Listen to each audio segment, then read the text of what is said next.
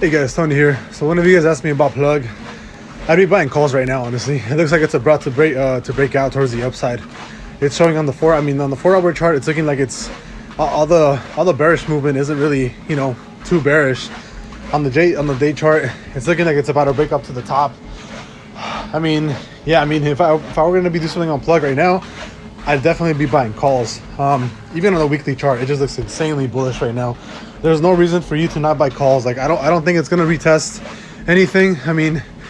If anything, tomorrow it might like consolidate a little bit, but for the most part, plug is going up, man. Like it might drop back down to the worst case, maybe $24, but there's no reason to not buy calls a month out. It's about to break the day MACD all over again. I do think has a solid chance of going up at least maybe another 8 points from where it is now.